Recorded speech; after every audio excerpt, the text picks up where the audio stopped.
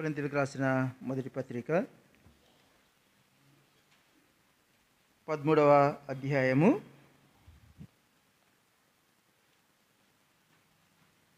4వ వచనము 5వ వచనం మనం అందరం కలిసి చదువుదాము.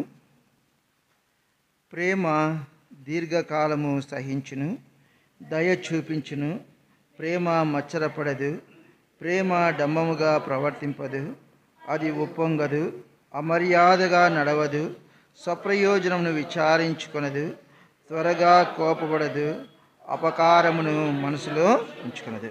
మరొక భాగము మత్తయి సువార్త 26వ అధ్యాయము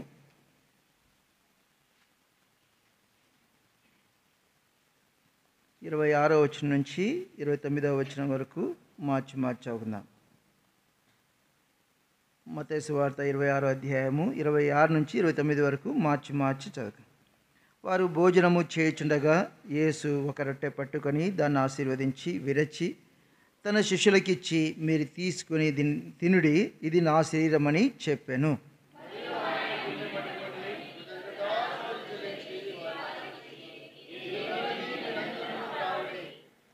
ఇది నా రక్తము, అనగా పాప క్షమాపణ నిమిత్తము అనేకుల కొరకు చిందింపబడుచున్న నిబంధన రక్తము.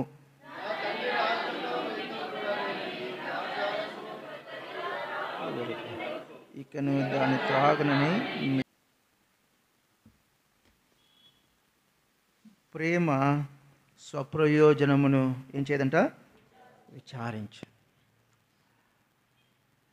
దేవుడు యేసు ప్రభువు తన స్వప్రయోజనం గురించి తాను విచారించుకోలే, తన స్వప్రయోజనమును ఆయన కోరుకోలే. మన కొరకై ఏం చేశాడు? తన స్థాయిని విడిచిపెట్టాడు. ఎలాంటి స్థాయి? ఆయన దేవాది దేవుడు, దేవతలందరికీ పైన మహత్యం గల మహారాజు అయిన దేవుడు తన స్థాయిని విడిచిపెట్టాడు. తన నివాసం ఎక్కడ? సమీపింపరాని తేజస్సులో ఉన్నవాడు. మన కొరకై తన స్థాయిని విడిచిపెట్టాడు. అమరత్వం కలిగిన వాడు మానవుడుగా ఈ లోకానికి వచ్చినాడు, రిక్తుడిగా వచ్చినాడు, ఏమీ లేనివాడిగా వచ్చినాడు. అంత మాత్రమే కాదు, శిలువ మరణము పొందడానికి కూడా ఇష్టపడ్డాడు. తన స్వరూపాన్ని సొగసును కోల్పోవడానికి ఇష్టపడ్డాడు. ఇదంతా దీని కొరకంటే ఆయన తన స్వప్రజయాన్ని కోరుకొనకుండా మనడల తన ప్రేమను రుజువు చేశాడు. కాబట్టి అట్టి ప్రేమను పొందిన మనము ప్రభువును ఆరాధిస్తూ వచ్చినాం, మంచిదే. అయితే ప్రభు యొక్క శరీరానికి ఆయన రక్తానికి సూచనగా ఉన్నటువంటి బలలో మనం పాలు పొందకముందు దేవుని యొక్క వాక్యపు వెలుగులో మనలో మనమే పరీక్షించుకున్న బద్దలమై ఉన్నాం. యోగ్యంగా బలలో పాలు పొందవలసిన వారముగా ఉన్నాం. అయితే ఎవరు బలలో పాలు పొందుతా వచ్చినారో మనం చూస్తూ వచ్చినట్లయితే చూడండి, మత్తయి సువార్త మనం చదువుతా వచ్చినాం కదా, 26వ అధ్యాయము. మత్తయి సువార్త 26వ అధ్యాయము 26వ వచనం చదవండి. పట్టుకొని దాన్ని ఆశీర్వదించి విరచి తన శిష్యులకిచ్చి, మీరు తీసుకొని తినుడి, ఇది నా శరీరమని చెప్పాను. ఎవరికి ఇచ్చినాడు?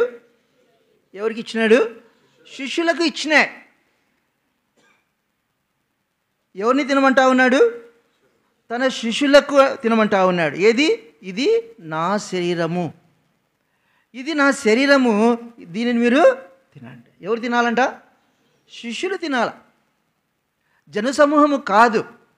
జనసమూహము ప్రభువును వెంబడించినారు, వారికి చెప్పలా, ఇదిగో ఇది నా శరీరాన్ని మీరు తినండి అని ఇవ్వాలా. ఎవరికి ఇస్తా ఉన్నాడు? శిష్యులకు ఇస్తా ఉన్నాడు. శిష్యులు అనగా చూడండి, మనం చూస్తూ వచ్చినట్లయితే మార్కు సువార్త 10వ అధ్యాయం. మార్కు సువార్త 10వ అధ్యాయము 28వ వచనం చదవండి.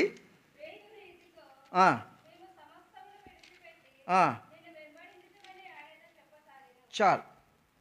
శిష్యుడు అనగా ఎవరు? సమస్తమును విడిచిపెట్టి వెంబడించేవారు. ప్రభు యొక్క శరీరానికి, ప్రభు యొక్క రక్తానికి సూచనగా ఉన్నటువంటి ఈ బలలో పాలు పొందవలసిన వారు ఎవరంటే శిష్యులు. ఎవరు? శిష్యులు. శిష్యుడు అనగా తన సమస్తమును విడిచిపెట్టి ఏం చేస్తూ ఉన్నారంట? విడిచిపెట్టిన వాళ్ళు మాత్రమే కాదు, వాళ్ళు ఏం చేస్తూ ఉన్నారు? ప్రభువును వెంబడించేవారు. ఇంకా మనం చూస్తూ వచ్చినట్లయితే చూడండి, ఇంకా రాయబడుతుంది లూకాసు వార్త 18వ అధ్యాయం. లూకాసు వార్త 18వ అధ్యాయము 28వ వచనం చదవండి. పేతురు, ఇదిగో మేము మాకు కలిగినవి ఏం చేసినాము? విడిచిపెట్టి నిన్ను వెంబడించితిమి. కాబట్టి పేతురు అంటా ఉన్నాడు, అయ్యా మాకు కలిగినవి, మేము ఏమైతే కలిగి వచ్చినామో దాన్ని ఏమేం చేసాం? మేము విడిచిపెట్టినాం.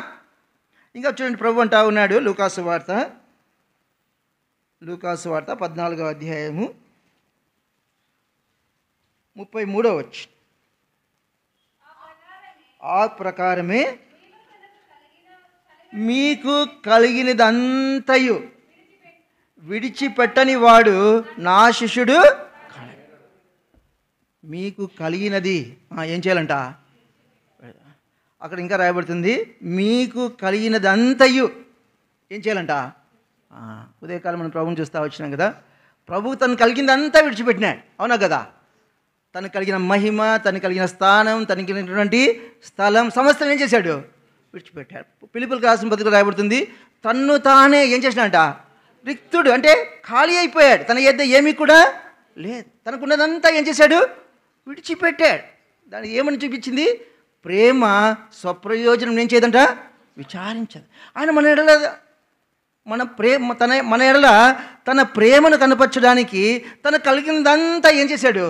విడిచిపెట్టాడు. కనుక పౌలు అంటాడు, తన్ను తానే ఏం చేశాడంట? ఎవరు ఆయన దగ్గర నుంచి దోచుకోలే, ప్రభు దగ్గర నుంచి ఎవరు కూడా దోచుకోలే. ఆయనే ఏం చేశాడంట? తన్ను తానే ఏం చేశాడు? రిక్తుడిగా చేసుకున్నాడు. కాబట్టి ప్రభు అంటా ఉన్నాడు, ఎవరైతే నేనైతే నేను మీ కొరకు సమస్తమును నాకు కలిగిందంతా ఏం చేశాను? నేను మీ కొరకు విడిచిపెట్టా. కాబట్టి విడిచిపెట్టిన వారికి ప్రభు అంటా ఉన్నాడు, ఇదిగో నా శరీరము, దీన్ని మీరు తినండి. కాబట్టి తినడానికి యోగ్యులు ఎవరంటే ప్రభు విడిచిపెట్టినట్లుగా, ప్రభు తను కలిగిందంతా విడిచిపెట్టినట్లుగా ఎవరైతే విడిచిపెట్టినారో వారు ఈ బలలో పాలు పొందడానికి యోగ్యులు. కాబట్టి పేతురు అంటా ఉన్నాడు కదా, అయ్యా మాకు కలిగినవన్నీ మేమేం చేశాము? విడిచిపెట్టాం. నేను ఏదైతే కలిగి వచ్చినానో దాన్ని ఏం చేశాను? నేను విడిచిపెట్టినాను. పేతురు పని చేసుకుంటా ఉన్నాడు. ప్రభు వెళ్ళి అన్నాడు, మీ వలలను మీరేం చేయండి? విడిచిపెట్టండి, నన్ను వెంబడించు. ఆ మాటను ఏం చేశారంటే వాళ్ళు నమ్మినారు. ప్రభు మాటను ఏం చేశారు? నమ్మినారు. చూడండి, మా 1 కొరింథీయులకు రాసిన పత్రిక 13వ అధ్యాయము 7వ వచనం చదవండి. తాలుకొనును అన్నిటినీ అంటే ప్రేమ ఏం చూపిస్తుంది? మాటను నమ్మేటట్లు చేస్తుంది. వారు ప్రభు మాటను నమ్మినారు అంటే అర్థం ఏంటి? వారు ప్రభు మీద ఏం చేశారు? వారు ప్రేమను కనపరచు. ప్రభు మాట నమ్మినారు అంటే అర్థం ఏంటంటే వారు ప్రభు ఎడల ఏం కలిగి ఉన్నారు? ప్రేమను కలిగి రాయబడుతుంది కదా. ప్రతి మాటను ఏం చేస్తుందంట? నమ్ముతుంది. ఏది? ప్రేమ. కాబట్టి వారు ప్రభు ఎడల ప్రేమ కలిగి ప్రభు మాటను నమ్మినారు. ఆ మాటను నమ్మి ఏం చేశారు? వాళ్ళు విడిచిపెట్టారు. తమకు ఏదైతే కలిగి వచ్చినారో, తమ యొద్ద ఏదైతే కలిగి వచ్చినాయో వాటిని వారు ఏం చేశారు? విడిచిపెట్టినారు. ప్రభు అన్నాడు కదా అబ్రహాముతో, అబ్రహామా నువ్వు ఉన్నటువంటి స్వదేశాన్ని, నీకున్నటువంటి బంధువులను, నీ సమస్తాన్ని ఏం చేయాలా? విడిచిపెట్టాలా. విడిచిపెట్టినాడు అంటే అర్థం ఏంటి? ప్రభు మాటను ఏం చేయాలన్నా నమ్మినాడు. నమ్మినాడు అంటే అర్థం ఏంటి? ప్రేమ ప్రతి మాటను ఏం చేస్తుంది? నమ్మాలి అంటే ఏముండాలి? మనకు ప్రేమ ఉండాలి. కాబట్టి అబ్రహాము దేవుని మాటను నమ్మినాడు అంటే అర్థం ఏంటంటే దాంట్లో ఏం మిళితమైంది? ప్రేమ మిళితమైంది. మరి ఇంకొక విషయం కూడా తెలిసిన విషయమే, సారేపతి విధవరాలు ఏలియా మాటను ఏం చేసిందామే? నమ్మింది. నమ్మిందంటే అర్థం ఏంటి? అర్థం ఏంటంటే తన స్వార్థము కొరకై, తన స్వప్రయోజనం కొరకై ఆశించకుండా ఏం చేసింది? తను కలిగింది ఇచ్చేసింది. అంటే ప్రేమ ఏం చేస్తుంది? స్వప్రయోజనం గురించి ఏం చేయదు, విచారించదు. ఆమె ఏలియా మాట నమ్మడము అంటే అర్థం ఏంటంటే ఆమె ఏలియా మీద ప్రేమను కనపరచింది. ఏలియా మాట నమ్మాలి అంటే మనకేముండాలా? ఆ వ్యక్తి మీద మనకేముండాలా? ప్రేమ ఉండాలి. ప్రేమ లేకపోతే ఆ వ్యక్తి ఎన్ని చెప్పినా ఆ మాటను మనం నమ్ముతామా? స్నేహితుడిని నమ్ముతాము అంటే అర్థం ఏమని? స్నేహితుని మనం ఏం చేస్తూ ఉన్నాము? ప్రేమిస్తూ ఉన్నాము. కనుకనే స్నేహితుని మాటను మనం ఏం చేస్తాము? నమ్మము. ఇతరుల మాట నమ్మట్లేదంటే అర్థం ఏమని అర్థం చూపిస్తుంది? అది మనం ఆ వ్యక్తి మీద మనకేం లేదు, ప్రేమ లేదు. కాబట్టి ప్రభు తన శిష్యులకు ఇచ్చినాడు. ఏమనంటే, అయ్యా నేను మీ కొరకై నాకు కలిగిందంతా నేను విడిచిపెట్టాను, ఇదిగో మీరు కూడా మీకు కలిగింది విడిచిపెట్టారు కనుక ఇదిగో నా శరీరాన్ని మీరు తినండి.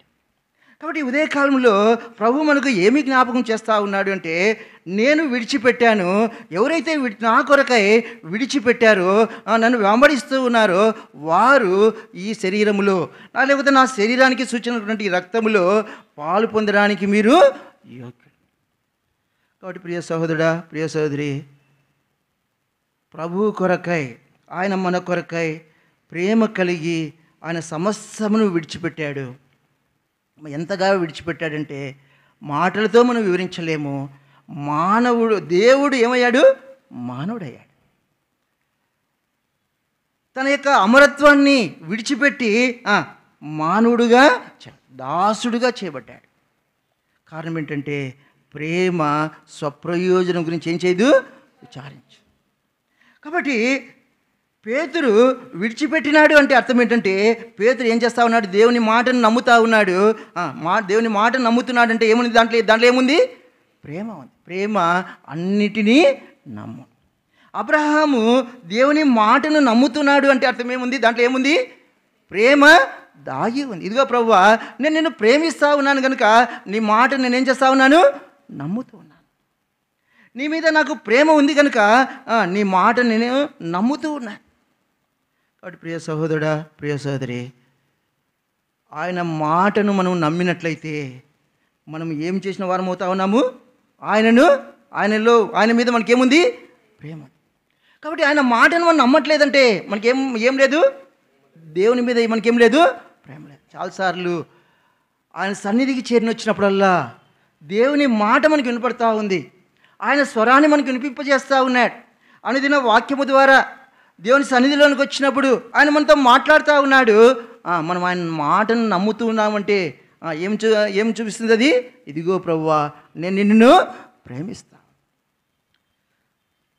ఎంతగా చెప్పినా ఆయన మాటను మనం నమ్మటం లేదు అంటే ఏం లేదు మనలో? దేవుని మీద మనకేం లేదు? ప్రేమ లేదు.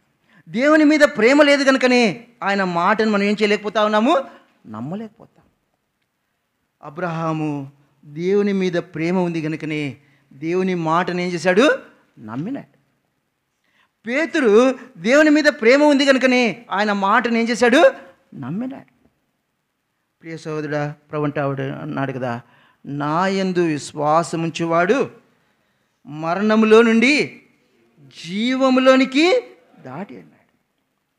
మరి ప్రభునందు నువ్వు విశ్వాసం ఉంచినావా? ప్రభునందు నువ్వు నమ్మకం ఉంచినావా? ప్రభు మాటను నువ్వు నమ్ముతూ ఉన్నావా? ఒకవేళ ఇంకా ప్రభు మాటను నువ్వు తృణీకరిస్తూ ఉంటే, ప్రభు మాటను నువ్వు నిర్లక్ష్యం చేస్తూ ఉన్నట్లయితే ఈ దినమైన ప్రభును అడుగు, ప్రభువా నీ నిజమైన ప్రేమను నేను నమ్మలేకపోతా వచ్చిన, నీ నిజమైన మాటను, నీ సత్యమైన మాటను నేను తృణీకరిస్తూ వచ్చిన, ఇదిగో నన్ను క్షమించు, నీ రక్తముతో నన్ను కడగ. దేవుని ప్రేమ ఎలాంటిదంటే ఆయన సమస్త పాపములు ఏం చేస్తాడంట? కప్పుతాడు. ఏం చేస్తాడైనా? కప్పుతాడు. నీ పాపాలన్నిటినీ క్షమిస్తాడు, కప్పుతాడు. ఎట్లా కప్పుతాడు అంటే అంటాడు కదా ప్రభు, పడమటికి తూర్పు ఎంత దూరమో అంత దూరము నీ అతిక్రమలను ఏం చేశాడంట? దూరపరచు. ఇంకొక చోట రాయబడుతుంది, ఆ సముద్రపు అగాధంలో మన పాపాలన్నీ ఏం చేశాడంట? పడివేస్తాడంట. మన పాపములు నీ యొక్క ఎన్నడిని ఆయన ఏం చేయడంట? జ్ఞప్తికి తెచ్చుకోవడంట.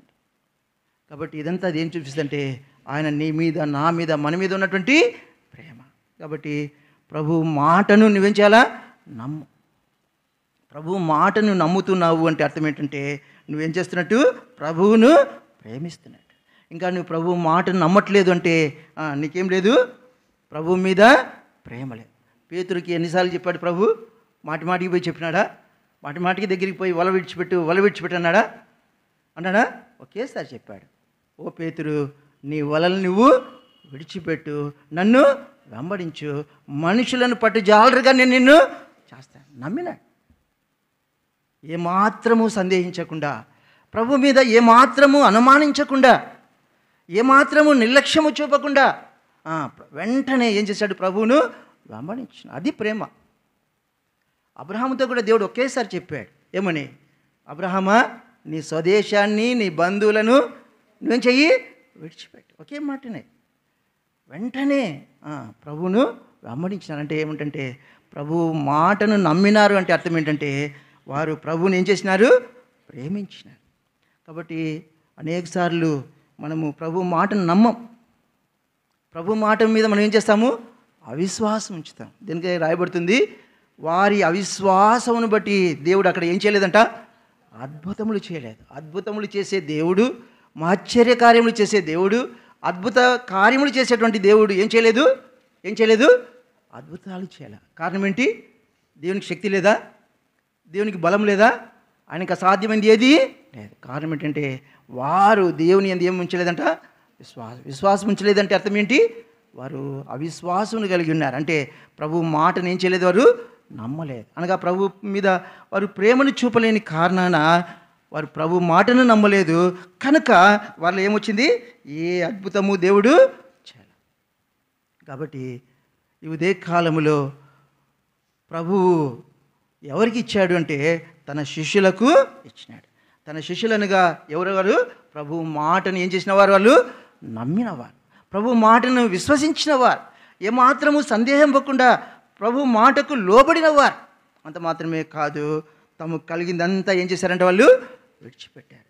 ఉదయ కాలంలో కూడా మీకు జ్ఞాపం చేశాను కదా, ఆమె ఏం చేసింది? ఒకే మాట, నేనే మెస్సియా అంటే ఏం చేసింది ఆమె? సూచక్రియ చెప్పు, తెలియపరచమని అడిగిందా? ఒకసారి నీ సూచక్రియ లేకపోతే నీ శక్తి నాకు బయలుపరచమనిందా? నమ్మింది. ఒకే మాటకే. నువ్వు ప్రవక్త ఉన్నానని నమ్ముచున్నానని చెప్పిన ఆమె వెంటనే నేనే మెస్సియా అంటే ఏం చేసింది? ఆమె నమ్మింది. నువ్వు నమ్మితే ప్రభు అంటాడు కదా, నీ నమ్మిక చొప్పున మనకి ఈ సంవత్సరం వాగ్దానం కూడా అదే కదా. ప్రభు ఏమన్నాడు? మీ నమ్మిక చొప్పున నీకు నాకు మనకు కలగాలంటే ఏం చేయాలా? నమ్మాలా. నమ్ముతున్నాము అంటే అర్థం ఏంటి? ప్రభు మీద మనకేముంది? ప్రేమ ఉన్నది. ఆయన మాటను మనం నమ్మట్లేదంటే అర్థం ఏముంది? ప్రభు మీద మనకేం లేదు? ప్రేమ లేదు. ప్రభు మీద ప్రేమ ఉన్నవాడు ఏం చేస్తాడు? ప్రభు మాటను నమ్ముతాడు. ప్రభు మాటను మనం నమ్మినట్లయితే ఆయన మన ఏం చేస్తాడు? అద్భుత కార్యములు, ఆశ్చర్య కార్యములు చేస్తా ఉన్నాడు. రెండోదిగా మనం చూస్తూ వచ్చినట్లయితే తమకు కలిగినదంతా ఏం చేశారంటే వాళ్ళు తమకు కలిగినదంతా విడిచిపెట్టి ప్రభువును వెంబడించేవారిగా ఉంటా ఉన్నారు. రెండోదిగా మనం చూస్తూ వచ్చినట్లయితే చూడండి, ఒక మాట రాయబడుతుంది. మొదటి తెస్సలోనికి రాసిన పత్రిక మొదటి అధ్యాయము, మొదటి తెస్సలోనికి రాసిన పత్రిక మొదటి అధ్యాయము 10వ వచనం చదవండి.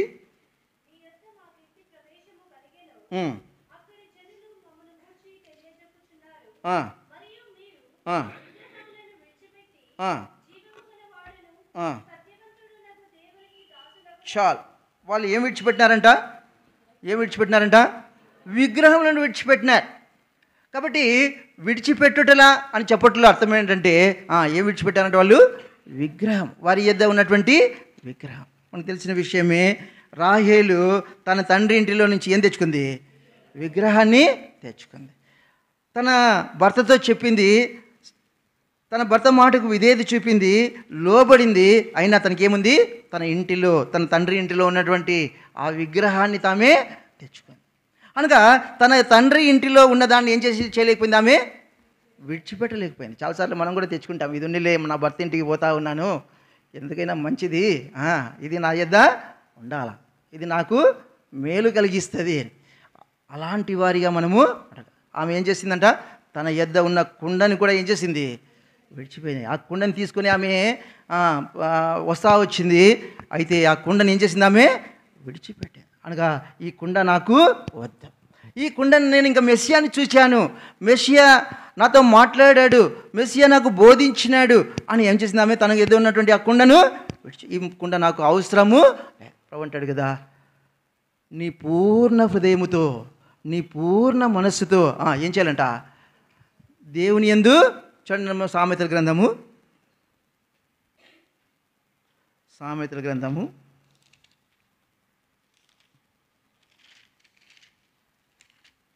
'నీ పూర్ణ మనస్సుతోను' 3వ అధ్యాయము 5వ వచనం చదువుమా.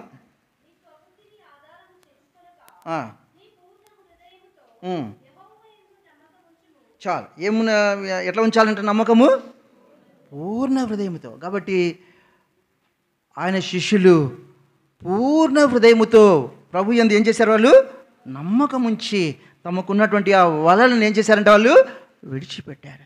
ఆమె ఆ కుండను విడిచిపెట్టింది అంటే అర్థం ఏంటంటే పూర్ణ హృదయంతో దేవుని యందు ఏం చేసింది? ఆమె నమ్మకం ఉంచి.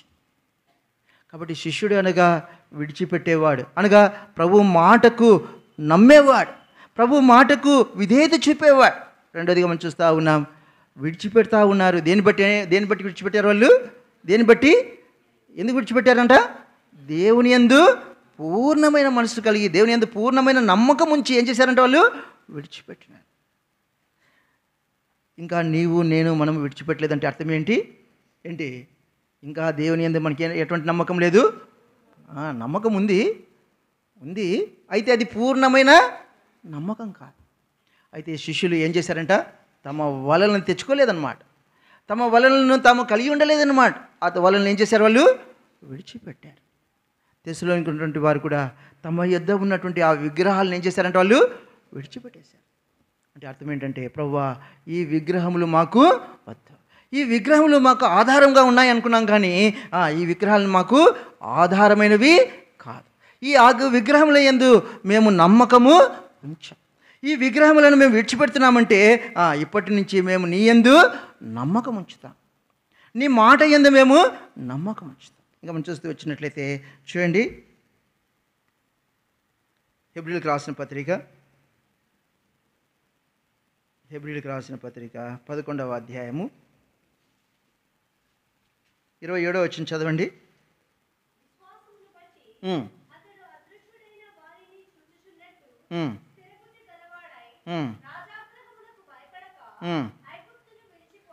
ఐగుప్తును ఏం విడిచిపెట్టినాడంట ఆయన?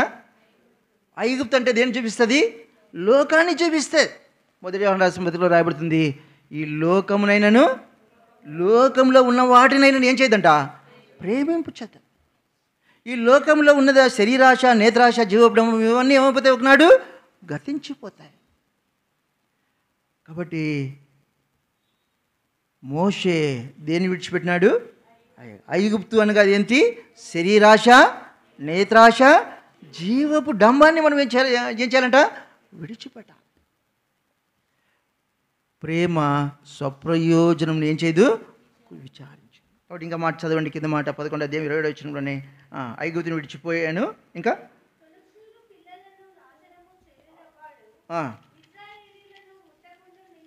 కాదమ్మా, హెబ్రీయులకు రాసిన పత్రిక 11వ అధ్యాయం 27వ వచనంలో ఐగుప్తుని విడిచిపెట్టిను అని చోట ఇంకా ఏముంది?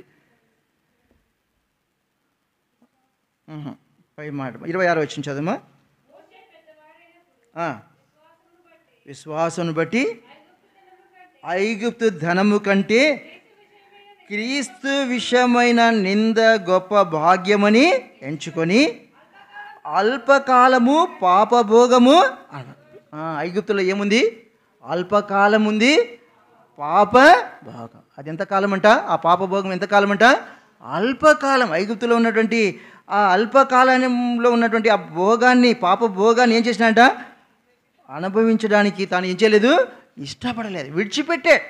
నిజమే కదా, ఐగుప్తులో ఒకనాడు తను ఏం చేయబడతా ఉన్నాడు? రాజుగా చేయబడ. మోషే రాజకుమారుడని అనిపించుకోవడానికి ఏం చేయలేదంట? ఒప్పుకోలేదంట. ఎందుకు? ఈ ఐగుప్తు ఒకనాడు ఏం చేయబడుతుంది? దేవుని ఉగ్రత చేత నాశనము చేత. లేకపోతే ఐగుప్తులో ఉన్నటువంటి ఆ ఘనతను తను ఏం చేయలేదు, కోరుకోలేదు. రాజకుమారుడని అనిపించుకున్నట్టు చదవండి. కంటే యోచించి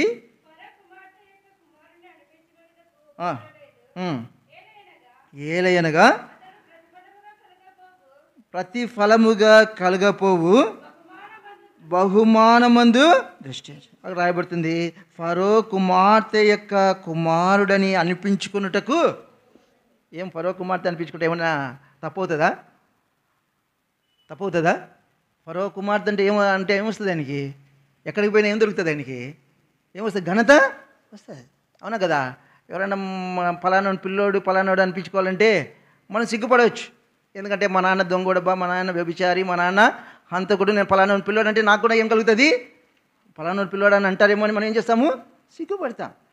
మోషే సిగ్గుపడడానికి అవసరమే లేదు. ఎందుకు? ఆయన ఎందుకు? రాజకుమారుడు. అయితే రాజకుమారుడని అనిపించుకోవడానికి ఏం చేయలేదు ఆయన? ఒప్పుకోలేదు. ఎందుని బట్టి? ఈ ఐగుప్తులో ఉన్నటువంటి ఘనత నాకు అవసరము లేదు, ఈ ఐగుప్తులో ఉన్నటువంటి పాపభోగము నాకు అవసరం లేదు అని ఏం చేశాడంటే దాన్ని విడిచిపెట్టాడు. ఇంకా మనం చూస్తూ వచ్చినట్లయితే చూడండి, హెబ్రీయులకు రాసిన పత్రికలోని మన అదే మాటలోనే ఇంకా చూడవచ్చు. ఏది మంచిది అనుకున్నాడంట? ఏది మంచిది అని అనుకున్నాడంట? దేవుని ప్రజలతో. ఎవరన్నా అంటారా దేవుని ప్రజలతో శ్రమ పడటం మంచిదని? ఎవరన్నా అంటారా? ఎందుకయ్యా మందిరం అయిపోయేది బా అంటాం. మంచిది ఏది అంటే, ఏది మంచిది? దేవుని ప్రజలతో శ్రమపడుట మంచిది. ఈ లోకములో నీకు నాకు మంచిది ఏదైనా ఉంది అంటే ఎవరితో శ్రమ పడాలంట? ఎవరితో శ్రమ ఉంది? దేవుని ప్రజలతో మనకు శ్రమ అనేది ఉంది. అది మనం చాలాసార్లు అనుకుంటాము, ఈ ప్రజలతో నాకు కష్టం ఉంది, ఈ ప్రజలతో నాకు ఇబ్బంది కలుగుతూ ఉంది, ఈ ప్రజలతో నాకు కష్టం కలుగుతూ ఉంది, దుఃఖం కలుగుతుంది అనుకుంటాం. కానీ ఎవరితో శ్రమ ఉంది మనకి? దేవుని ప్రజలతో. కనుకనే పౌలు భక్తుడు అంటాడు తన కుమారుడైనటువంటి తిమోతికి, అంటే విశ్వాసకు మూలంగా ఉన్నటువంటి కుమారుడైనటువంటి తిమోతికి అంటాడు, ఏమంటాడు? శ్రమ పడుము. ఏం పడాలంట ఆయన? శ్రమ పడము. ఎవరైనా నాకు చెప్తారా కుమారునికి నువ్వు శ్రమ పడిన అంటారా? కుమారునికి ఏం రాకూడదు? శ్రమ రాకూడదు అనుకుంటాం. అయితే దేవుని ప్రజలతో ఏం అనుభవించాలనుకున్నాడు ఆయన? శ్రమ అనుభవించాడు. అందుకొరకై తాను ఏం చేశాడు? సమస్తమును విడిచిపెట్టాడు. ఐగుప్తును విడిచిపెట్టాడు. ఐగుప్తులో ఉన్న పాపభోగాన్ని అనిపించినాడు. ఐగుప్తులో ఉన్నటువంటి ఆ ఘనతను తాను విడిచిపెట్టినాడు. కాబట్టి ప్రియ సహోదరుడా, ఈ ఉదయకాలంలో ప్రభు అంటా ఉన్నాడు, మోషే తనకున్నటువంటి ఘనత, తనకున్నటువంటి ఆ పాపభోగము సమస్తాన్ని ఏం చేశాడంట? ప్రభు కొరకు ఏం చేశాడంట? విడిచిపెట్టాడు. మోషే పేతురు తనకున్నటువంటి వల సమస్తం ఏం చేశాడు? విడిచిపెట్టాడు. అంటే ప్రభువా, నీ మాటను మేము నమ్ముతూ ఉన్నామయ్యా, నీ మాటను నమ్ముతున్నామంటే నీ మీద మాకేముంది? ప్రేమ ఉంది. మేము నీ మీద ప్రేమ ఉంది కనుకనే నీ మాటను మేము నమ్ముతూ ఉన్నాం. నీ మాటను నమ్ముతూ ఉన్నాం కనుకనే నీ చెప్పినట్లుగా ఈ ఐగుప్తుని నేనేం చేస్తా ఉన్నాను? విడిచిపెడతా. కాబట్టి ప్రియ సహోదరుడా, ప్రియ సహోదరి, ప్రభు కొరకు పేతురు విడిచిపెట్టిన వాడుగా ఉన్నాడు కనుకనే ప్రభు తన శరీరానికి తన రక్తానికి సూచనటువంటి ఆ రొట్టెని ఇస్తూ ఉన్నాడు, దీనిని మీరు తినుడి. కాబట్టి ఈ ఉదయకాలంలో ప్రభు బల్లలో నీవు నేను మనము పాలు పొందాలి అంటే ఏముండాలా? విడిచిపెట్టాలి. ఏం విడిచిపెట్టాలా? పాపమనే కుండని మనము విడిచిపెట్టాలి, లేకపోతే విగ్రహమును మనము విడిచిపెట్టాలి. అంత మాత్రమే కాదు, ఈ లోకపు ఘనత, ఈ లోకంలో ఉన్నటువంటి ఈ పాపభోగము, వీటిని ఏం చేయాలంటే మనము విడిచిపెట్టాలి. ఇంకా మనం చూస్తూ వచ్చినట్లయితే చూడండి, అపోస్తలుల కార్యములు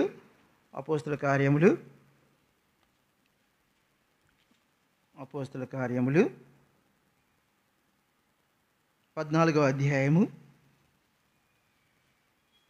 అపోస్తలుల కార్యములు 14వ అధ్యాయము 15వ వచనం చదవండి. అయ్యలారా, మీరెందుకు ఇలాగు చేయుచున్నారు?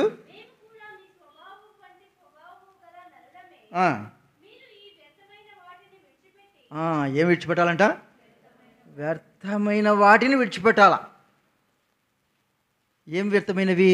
పేతురు పత్రిక 1వ అధ్యాయం రాయబడుతుంది కదా, మీ పితృపారంపర్యమైన పితృపారంపర్యంగా వస్తుంటాయి కొన్ని ఆచారాలు, లేకపోతే ఆ దినములు, లేకపోతే అవి వాటిని ఏమంటున్నాడు ప్రభు? వ్యర్థమైన ప్రవర్తన. కాబట్టి పౌలు భక్తుడు అంటా ఉన్నాడు, ఏంటంట? ఈ వ్యర్థ ప్రవర్తనను మనం ఏం చేయాలంట? విడిచిపెట్టాలి. మనం వ్యర్థమైన ప్రవర్తనను మనం ఏం చేయాలి? విడిచిపెట్టాలి. ఒకప్పుడు మనము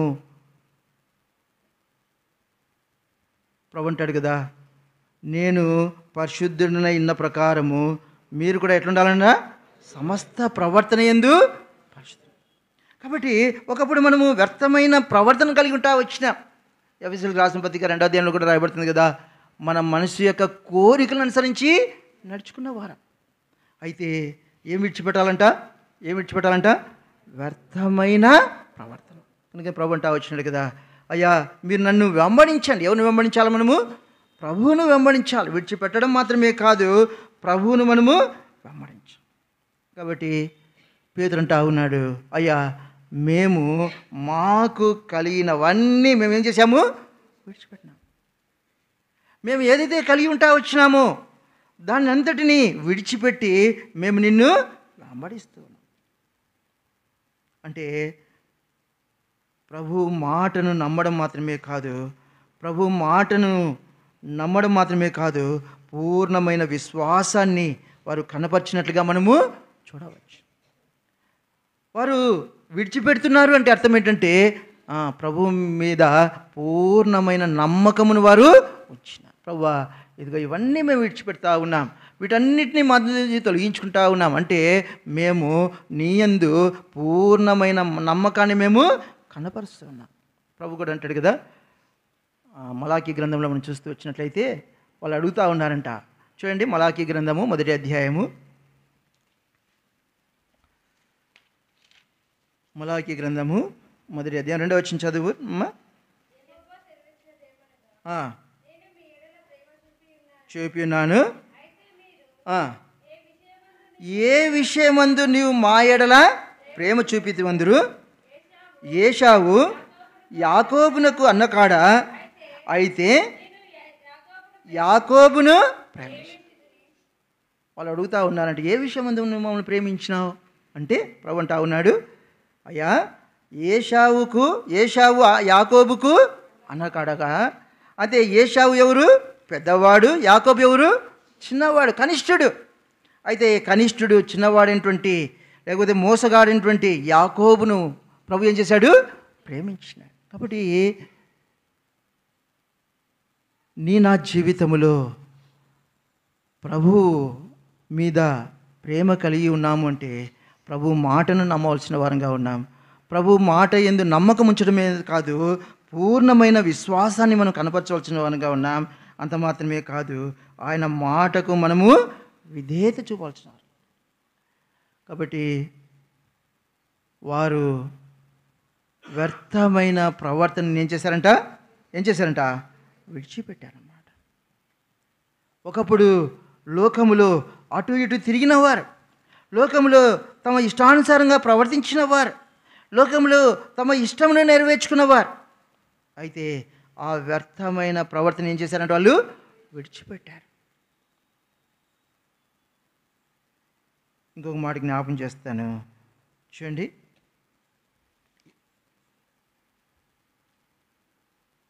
హెబ్రీయులకు రాసిన పత్రిక 9వ అధ్యాయము, హెబ్రీయులకు రాసిన పత్రిక 9వ అధ్యాయం 14వ వచనం చదవండి.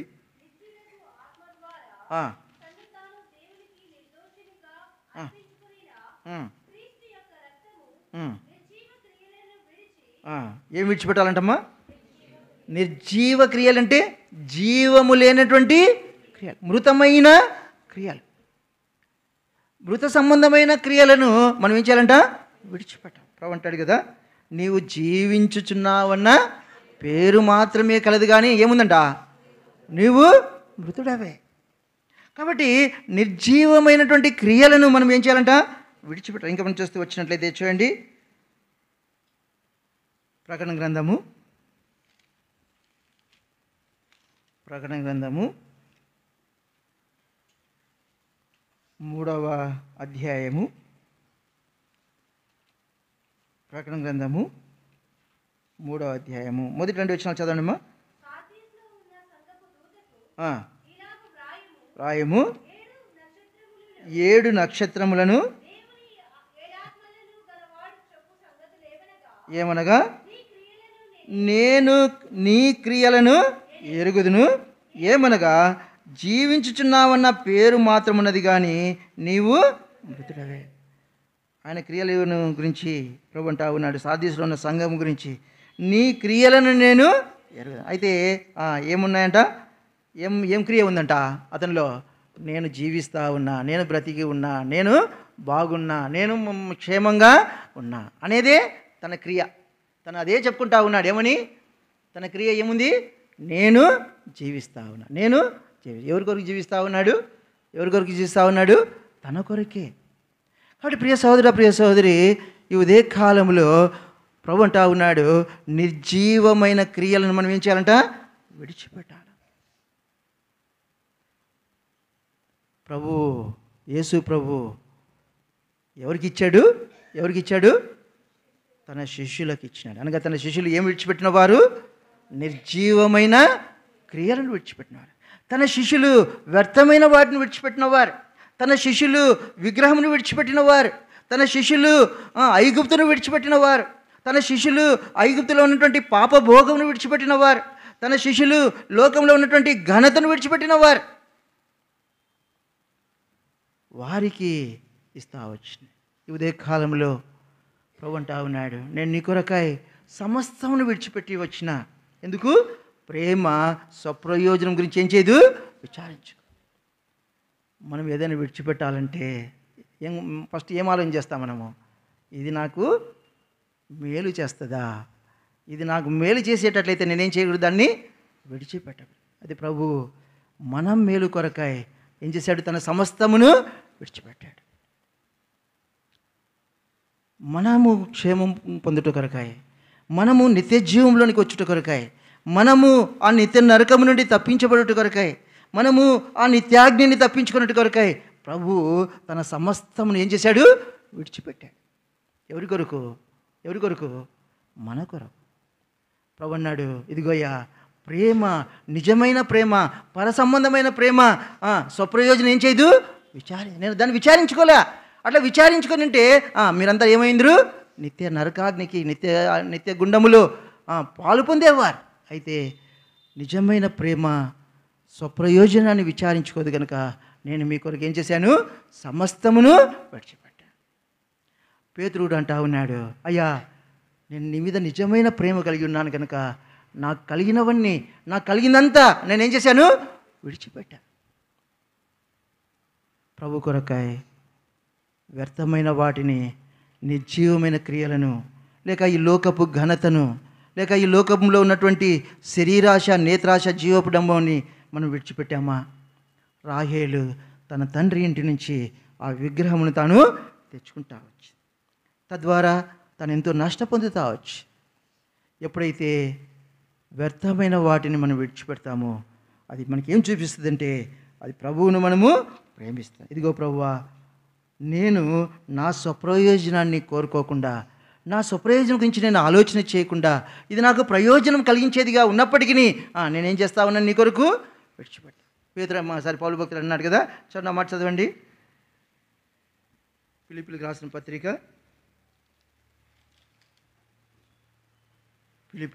పత్రిక 3వ అధ్యాయము 10వ వచనం చదువుదాం అందరము. ఏ విధము చేతనైనను మృతుల్లో నుండి నాకు పునరుత్థానము కలగవలనని ఆయన మరణ విషయంలో సమానానుభవం గలవాడినాయి.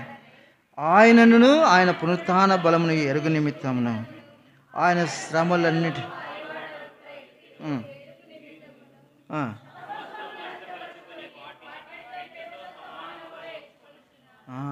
ఏమి ఎంచుకున్నాడు? ఎట్లా ఎంచుకున్నాడంట? అతను ఎట్లా ఎంచుకున్నాడంట? అన్నీ నష్టపరుచుకున్నాడంట. తను కలిగిందంతా ఏం చేసినాడు? నష్టపరుచుకోండి. ఎట్లా నష్టపరుచుకొని ఏం చేస్తున్నాడు? వాటిని పెంటగా. ఇంకా 7వ వచనం కూడా చదవండి, అందరం చదువుదాము. అయినను ఏవేవి నాకు లాభకరములై ఉండెనో వాటిని క్రీస్తు నిమిత్తం ఏం చేసినాట? క్రీస్తు నిమిత్తం, ప్రభు నిమిత్తం వాటిని అన్నీ ఏం చేసినాడు? విడిచిపెట్టినాడు. వాటిని నష్టపరుచుకున్నాడు, పెంటగా ఎంచుకున్నాడు. కారణం ఏంటంటే, ప్రభువా వీటన్నిటినీ నేను విడిచిపెడతా ఉన్నా, నాకు లాభకరములే, ఇవన్నీ నాకు లాభకరములే, అయినప్పటికీ నీ కొరకై నేనేం చేశాను? విడిచిపెట్టాను. మనకు లాభకరమైన స్థలాన్ని, మనకు లాభకరమైన దాన్ని మనం ఏమైనా చేస్తాం? విడిచిపెట్టడానికి ఏం చేస్తాం? ప్రభు మాటను కూడా ఏం చేస్తాం? మనము త్రోసిపుచ్చుతాం. ఏమంటే మన స్వప్రయోజనాన్ని మనము కోరుకుంటాం. ఈనాడు మనం విడిచిపెట్టట్లేదు ప్రభు కొరకంటే ఏమని చూపిస్తూ ఉంది? అది మన స్వప్రయోజనాన్ని మనము కోరుకుంటున్నాం. మన స్వప్రయోజనాన్ని, మన స్వార్థాన్ని మనము ఆశించి ప్రభు కొరకు దాన్ని ఏం చేయలేకపోతున్నాం? మనము విడిచిపెట్టలేకపోతాం. పేతురు అంటా ఉన్నాడు, అయ్యా నువ్వు నా కొరకై స్వప్రయోజనాన్ని కోరుకోలేదు, నా కొరకై నువ్వు సమస్తాన్ని విడిచిపెట్టావు. ఇదిగో నాకు కలిగిందంతా నేను కూడా ఏం చేస్తా ఉన్నాను? విడిచిపెడతా ఉన్నాను. పౌలు భక్తుడు కూడా అంటా ఉన్నాడు, అయ్యా నువ్వు సమస్తాన్ని విడిచిపెట్టావు, నాకు కూడా ఏవైతే లాభకరంగా ఉన్నాయో, ఏవైతే మేలుకరంగా ఉన్నాయో వాటిని ఏం చేస్తా ఉన్నాను? ఎందుకు విడిచిపెడుతున్నావు పౌలు అంటే, ప్రేమ స్వప్రయోజనం గురించి ఏం చేయదంట? విచారించదు. నిజమైన ప్రేమ స్వప్రయోజనం గురించి ఏం చేయదు? విచారించు. కాబట్టి ప్రియ సహోదరుడా, ప్రభు ప్రేమను పొందిన నీవు నేను స్వప్రయోజనమును విచారించకుండా ప్రభు మన కొరకై సమస్తమును విడిచిపెట్టిన తన శిష్యులకు, తన శరీరానికి, తన రక్తాన్ని సూచించినటువంటి బలాన్ని ఇస్తా వచ్చినాడు. ఇదే కాలంలో నీవు నేను మనము ప్రభు యొక్క శరీరానికి, రక్తానికి సూచన బలులలో పాలు పొందాలంటే ప్రభు కొరకు మనం ఏం చేయాలి? విడిచిపెట్టాలి. విడిచిపెట్టామా? పాపాన్ని విడిచిపెట్టామా? వ్యర్థమైన ప్రవర్తన విడిచిపెట్టామా? విగ్రహము సంబంధమైన వాటిని విడిచిపెట్టామా? ఈ లోక సంబంధమైన ఘనతను విడిచిపెట్టామా? ఈ లోక సంబంధమైనటువంటి శరీరాశ, నేత్రాశ, జీవపు డంబాన్ని అనే వాటిని విడిచిపెట్టామా? ప్రభు కొరకై విడిచిపెట్టి ప్రభుని మనం ఏం చేయాలంట? వెంబడించు. పౌలు అంటా ఉన్నాడు, అయ్యా నాకు లాభకరమైన వాటిని కూడా నా స్వప్రయోజనం కొరకై, నా స్వార్థమును నేను గురించి ఆలోచించకుండా, నా స్వప్రయోజనం గురించి నేను ఆలోచన చేయకుండా, నా స్వప్రయోజనం కొరకై, నా స్వార్థము కొరకై నేను విచారించకుండా ప్రభు కొరకై నేనేం చేశాను? విడిచిపెట్టా. కాబట్టి ప్రభు అంటా ఉన్నాడు, తన శిష్యులకు ఇచ్చి ఏది విడిచిపెట్టకూడదు ఒక మాట జ్ఞాపకం చేసుకొని మనము బలిలో పాల్పొందాము. హెబ్రీయులకు రాసిన పత్రిక 10వ అధ్యాయము 35వ వచనం. సమయం లేదు, ఇదొక మాట చదువుదాము. కాబట్టి మీ ధైర్యమును ఏం చేయకూడదంట? ప్రభు కొరకై సమస్తాన్ని విడిచిపెట్టాలా? అయితే ఏది విడిచిపెట్టకూడదు మనము? ధైర్యం. ధైర్యం అంటే ఏంటి? విశ్వాసం. ప్రభు యందలి విశ్వాసాన్ని మనం ఏం చేయకూడదు? విడిచిపెట్టకూడదు. విడిచిపెట్టాలి అంటే మొట్టమొదట మనకేముండాలా? ఏముండాలా? విశ్వాసం ఉండాలి. ప్రభు నన్ను పోషిస్తాడు, ప్రభు నన్ను భద్రపరుస్తాడు, ప్రభు నన్ను ఆశీర్వదిస్తాడు, ప్రభు నాకు దీవిస్తాడు, ప్రభు నాకు వేరే రీతిగా సహాయం చేస్తాడు అనేటువంటి విశ్వాసం ఉన్నప్పుడు మనం ఏం చేస్తాము? ప్రభు కొరకు విడిచిపెడతాం. ఈ దినాన్ని మనం విడిచిపెట్టట్లేదు ప్రభు కొరకు అంటే మనలో ఏం లేనట్టు? చెప్పండి, ఏం లేనట్టు? విశ్వాసము లేనట్టు. ప్రభు మీద మనకు ప్రేమ లేనట్టు. ప్రభు మీద ప్రేమ ఉన్నట్లయితే ప్రభు మాటను మనం ఏం చేస్తాము? నమ్ముతాం. మన పితరులు ఒకే మాటకే లోబడ్డారు. అబ్రహాం ఒకే మాటకే లోబడ్డాడు. పేతురు దగ్గరికి వచ్చి, పేతురు నువ్వు నన్ను వెంబడించంటే ఏం చేశాడు? వస్తాలే ప్రభు అన్నాడా? నిదానంగా స్నానం చేసుకుని వస్తాలే ప్రభు అన్నాడా? ఏమన్నాడు? వెంటనే ఆ స్థలమును ఏం చేశాడు? విడిచిపెట్టాడు. ఎందుకు? ప్రభు మాటను ఏం చేశాడు? ఆయన నమ్మినాడు అంటే అర్థం ఏంటి? ప్రేమను కనపరిచినాడు. ప్రేమ కలిగిన వ్యక్తి ప్రభు మాటను ఏం చేస్తాడు? నమ్ముతాడు. మనం నమ్మట్లేదంటే అర్థం ఏంటి? ప్రభు మీద మనకేం లేదు? ప్రేమ లేదు. రెండోదిగా వారు విడిచిపెడుతున్నారు అంటే అర్థం ఏంటంటే ప్రభువు మీద పూర్ణమైన నమ్మకమును ఉంచుతా ఉన్నారు. మూడోదిగా మనం చూస్తూ ఉన్నాం, ప్రభు కొరకై విడిచిపెట్టాలి అంటే ఏం విడిచిపెట్టకూడదు అంటే మనము విశ్వాసమును విడిచిపెట్టకూడదు. మీకు కలిగిన ధైర్యమును మనం ఏం చేయకూడదు, విడిచిపెట్టాలి. కాబట్టి పేతురు లేకపోతే యేసుప్రభు యొక్క శిష్యులు తమకు కలిగిన ధైర్యాన్ని ఏం చేయలేదు, వాళ్ళు విడిచిపెట్టాలి. అంతం వరకు ప్రభు కొరకై శ్రమ అనుభవించడానికి, సిలువను సహించడానికి, సిలువలో ప్రభు కొరకై శ్రమ పెట్టబడడానికి వారు ఏం చేసినారు, సహించినారు, ఓర్చుకున్నారు. పౌలు భక్తుడు కూడా ప్రభు కొరకై తాను విడిచిపెట్టాడు. ఏం విడిచిపెట్టాడు? మనం కూడా ఇంట్లో మంచివి పెట్టుకొని చెడ్డవి ఏం చేస్తాం, మనము విడిచివేస్తాం. అయితే పౌలు దేన్ని విడిచిపెట్టాడు? తనకు లాభకరమైన ఉన్న ఏం చేశాడంటే దాన్ని ఎందుకు విడిచిపెడుతున్నావు పౌలు అంటే, ఇది నా ప్రభు కొరకై నేనేం చేస్తా ఉన్నాను, దీన్ని విడిచిపెడతా. కనుకని నీతిమంతుడు విశ్వాస మూలముగా జీవించు. మనం నీతిమంతులుగా పిలువబడతా ఉన్నాం. ప్రభువు మీద ప్రేమ కలిగి విడిచిపెడతా ఉన్నామా? ప్రభువు మీద ప్రేమ కలిగి ప్రభు మాటను మనం నమ్ముతూ ఉన్నామా? ప్రభు మీద ప్రేమ కలిగి విశ్వాసముతో మనం ఉంటా ఉన్నామా? ఒక మాట చదువుదాం చూడండి. మొదటి యోహాను రాసిన పత్రిక 3వ అధ్యాయము 18వ వచనం. అందరం చదువుదామా? మొదటి యోహాను రాసిన పత్రిక 3వ అధ్యాయము 18వ వచనం. చిన్న పిల్లలారా, మాటతోనూ నాలుకతోనూ కాక క్రియతోనూ సత్యముతోనూ ఎట్లా ప్రేమించాలంట ప్రభువును? మనలో క్రియ ఉండాలి. కాబట్టి క్రియ ద్వారా ప్రభువును ఏం చేయాలంట? ప్రేమించాలి. క్రియలు లేకుండా ప్రభువా నేను నిన్ను ప్రేమిస్తా ఉన్నా, ప్రభువా నేను నిన్ను ప్రేమిస్తున్నానంటే ప్రభు ఒప్పుకుంటాడా? ప్రభువా నేను నిన్ను ప్రేమిస్తా ఉన్నానయ్యా అంటే ప్రభు ఒప్పుకుంటాడా? ప్రభు వాక్యం ఉంటుంది, ఎట్లా మాటతో కాక ఎట్లా ప్రేమించాలంట? క్రియతో. కాబట్టి వాళ్ళు క్రియతో ప్రభుని ప్రేమించినారు. ప్రభువా ఇదిగో నీ మాటను నేను నమ్ముతూ ఉన్నా కనుక నీ మీద నాకేముంది? ప్రేమ ఉంది. ప్రభు కూడా అన్నాడు, ఇదిగో అయ్యా నేను నిన్ను ప్రేమిస్తా ఉన్నా. ఎట్లా ప్రేమిస్తా ఉన్నావు ప్రభువా అంటే, ఇదిగో నీ కొరకు నేను సమస్తాన్ని విడిచిపెట్టినా. నీ కొరకు సమస్తం విడిచిపెట్టానంటే అర్థం ఏంటి? నేను నిన్ను ప్రేమిస్తా. అది క్రియతో చూపించినట్టే కదా. ప్రభు క్రియ ద్వారానే మనల్ని ఏం చేసినాడు? చూపించినాడు, బయలుపరుచుకున్నాడు. శిష్యులు కూడా తమకు కలిగిందంతా విడిచిపెట్టి, తమకు కలిగినవన్నీ విడిచిపెట్టి ప్రభుని ఏం చేసినారంటే వాళ్ళు వెంబడించారు. కాబట్టి ప్రభు అంటా ఉన్నాడు, ఆ మాట చదుదామా? మత్తయి సువార్త 26వ అధ్యాయము. మత్తయి సువార్త 26వ అధ్యాయము 26వ వచనం చదుదాం అందరము.